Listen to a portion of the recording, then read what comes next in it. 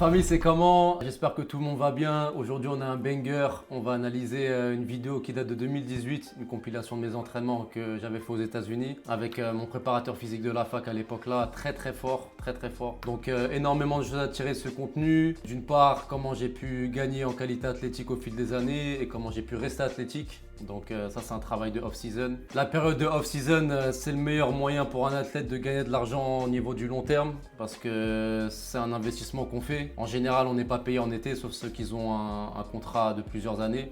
Donc voilà, c'est un investissement à faire, c'est des sacrifices à faire, mais ça paye énormément. Moi, ça a payé énormément pour moi. Donc on va pouvoir analyser tout ça, les exercices à faire, les exercices que je continue à faire moi aujourd'hui.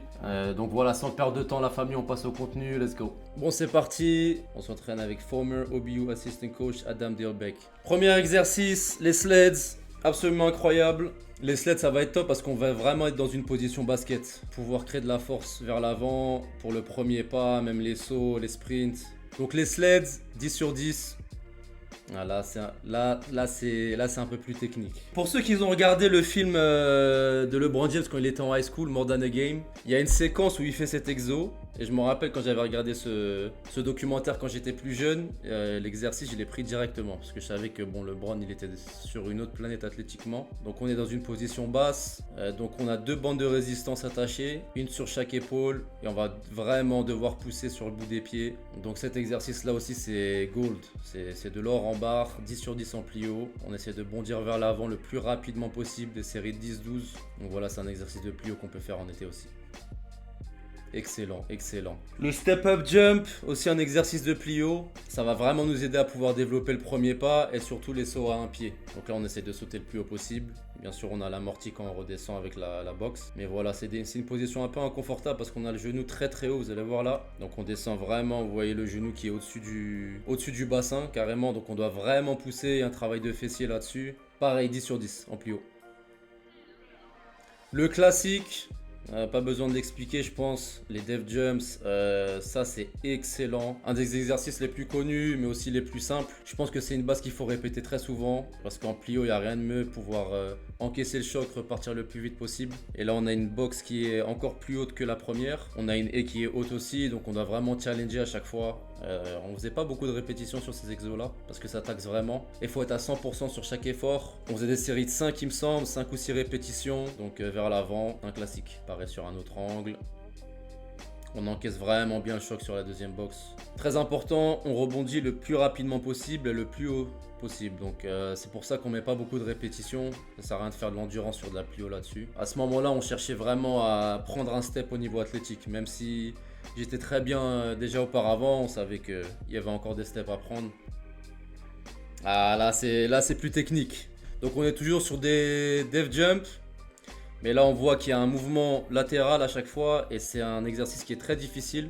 Donc au début on commence avec des haies un peu plus basses parce que c'est un exercice très difficile, vraiment compliqué. Sur la vidéo ça a l'air simple mais parce que j'ai répété le mouvement énormément de fois. Et ça va être top aussi pour tous les mouvements latéraux. Pouvoir faire un mouvement latéral et aller vers l'avant directement après parce que ça c'est une transition. La masse de ton corps qui va sur un côté, comment tu peux rester gainé et avancer ou sauter en avant. Donc c'est aussi parfait pour le basket. On sait l'importance de tous les mouvements latéraux, soit en défense, même en attaque sur les changements de direction et pouvoir aller vers l'avant juste après. Donc 10 sur 10.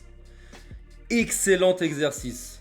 Excellent exercice. Pas très connu celui-là. Je sais pas comment Adam il trouvait ces petits exercices là de plio. Il était vraiment top en pliométrie. D'ailleurs, c'est avec lui que j'ai pris aussi un grand step niveau athlétique avec tous les exercices de plio qu'il me faisait faire. Donc là, on commence sur un pied, on saute latéralement, donc loin vers le plot. On encaisse le choc et on doit repartir le plus rapidement possible. Donc tu as ton corps qui va d'un côté, il faut rester gainé, pouvoir encaisser le choc et repartir. Et ensuite monter sur la boxe. Donc il y avait de la plio latérale, plio frontale aussi. Vraiment top cet exercice. Très très difficile aussi, il taxait beaucoup. Et on remonte sur un pied aussi. Là c'est un classique, kettlebell swing. Donc on travaille sur les mouvements de hanches qui vont être hyper importants pour le basket, pour pouvoir sauter surtout. Donc je pense que c'est un classique. Voilà, ça c'est un exercice qu'on fait toujours. Pogo jumps. Pogo jumps. Hyper important, très bon exercice aussi de plio à intégrer dans les séances de muscu. Donc on attache une bande en haut et on va s'aider de la bande pour sauter. Et donc pour amortir le choc aussi. Donc il n'y a pas énormément de pression sur les articulations. On va entraîner le système nerveux à s'habituer à prendre de la hauteur. C'est un peu un travail mytho, on va dire. Donc juste on apprend au cerveau à monter plus haut et ça marche beaucoup parce qu'on sent quand on fait cet exercice, juste après on se sent plus léger. Donc c'est surtout le travail du système nerveux, mais excellent exercice encore une fois. Là, trap bar deadlift. Ça j'en ai mangé. Petit déjeuner, céréales, dîner, ftour, après le ramadan comme vous voulez. Ça c'est l'exercice primaire que je faisais le plus souvent. Donc Adam il avait cette philosophie, une très bonne philosophie aussi que je continue à faire aujourd'hui et que beaucoup de grands préparateurs physiques font. Il avait ce qu'il appelait les main lifts, donc les exercices principaux qui sont souvent sur deux jambes. Donc avec lui on avait le squat, le trap bar deadlift, le deadlift, le front squat et le développé couché et la presse militaire pour les épaules. Donc on était sur des exercices où on chargeait, donc là on mettait beaucoup de poids, vous allez voir de toute façon sur la vidéo on continue à charger parce que là j'ai filmé ça sur l'été donc on a vu une progression au niveau des charges. Toujours quand on faisait ces séances de musculation il y avait un exercice primaire donc avec beaucoup de charges et ensuite c'était des exercices auxiliaires comme il appelait. Donc on avait beaucoup d'exercices où on travaillait sur une jambe, on travaillait l'équilibre, le gainage et on essayait d'équilibrer les deux parties du corps. Je trouve que c'est une des meilleures méthodes pour travailler de toute façon, pour faire un changement au niveau des tissus, pouvoir sauter plus haut, aller plus vite. Il faut charger malheureusement. Il n'y a rien qui va battre la ferraille à ce niveau-là. Trap bar deadlift, très bon exercice. Bien exécuté, on avait une bonne forme à ce moment-là. Donc là, il y a 180 kg sur deadlift. On faisait ça en deadlift parce que c'est très dur à faire sur un back squat ou un front squat ou même un deadlift normal. Là, on a une meilleure posture. Donc il y avait très peu de risque de blessure et c'était vraiment de la force pure. On faisait des séries de 3-4 répétitions. Hein. On faisait jamais beaucoup de répétitions et on faisait 3 ou 4 séries max.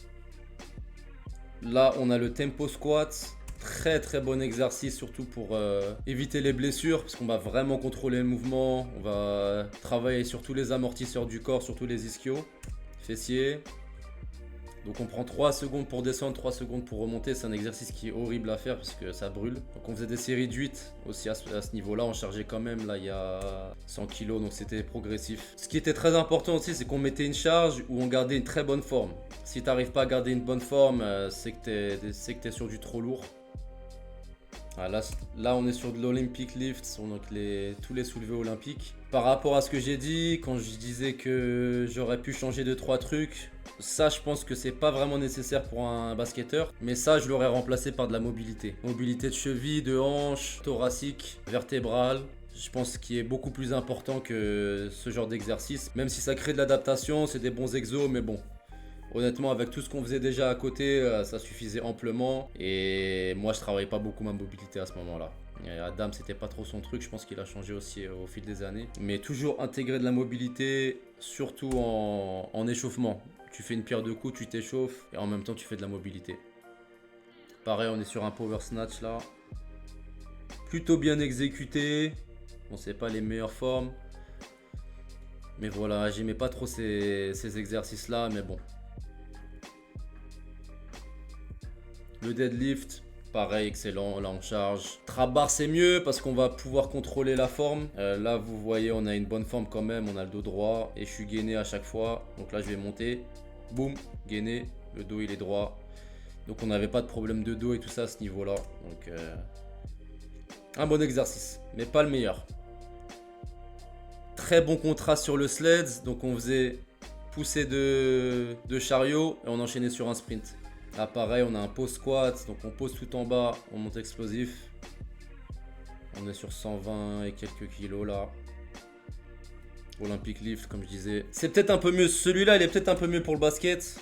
Parce que on arrive sur une position de fente. Ces positions de fente c'est top, pouvoir absorber, pouvoir éviter les blessures, être explosif sur cette position là qui est une position ultra importante pour le basket.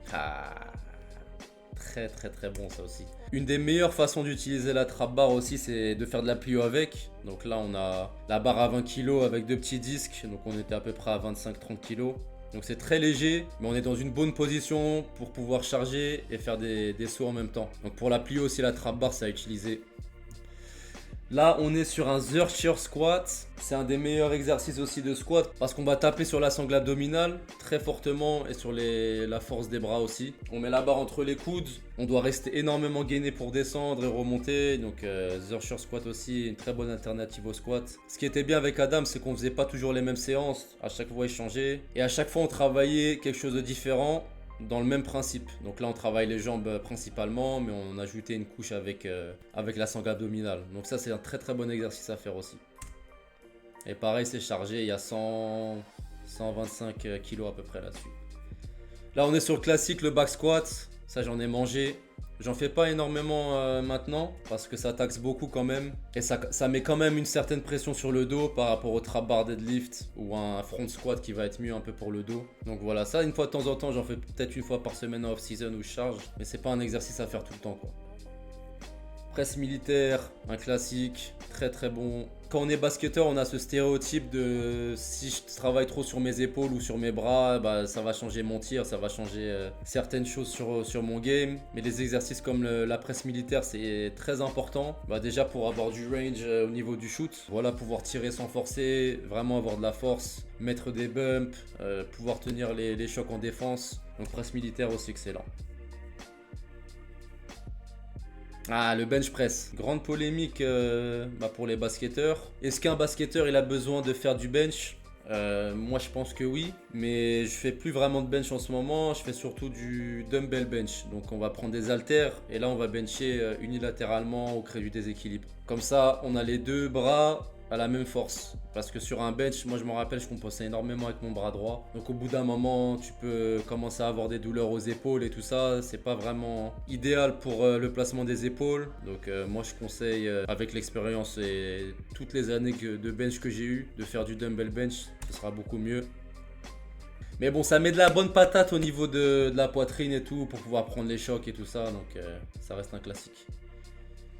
Là on a du row classique. Enfin, pas très classique parce que d'habitude on voit les exercices de row sur un banc où on est très assisté. Là on va devoir être énormément gainé, donc garder le dos droit. Cet exercice il taxe beaucoup aussi. Mais très bon exercice pour pouvoir créer de la force totale et rester gainé. Là on est sur la fin de la vidéo. On a des farmers walk. Adam il kiffait me faire des marches ça s'appelle des marches de fermier en français. Et on avait plein de variations où t'as la kettle ici, t'as la kettle en haut, t'as la kettle sur le côté. Mais t'as un déséquilibre. Donc ça aussi, un des meilleurs exercices pour le gainage. 10 sur 10, j'en fais toujours énormément.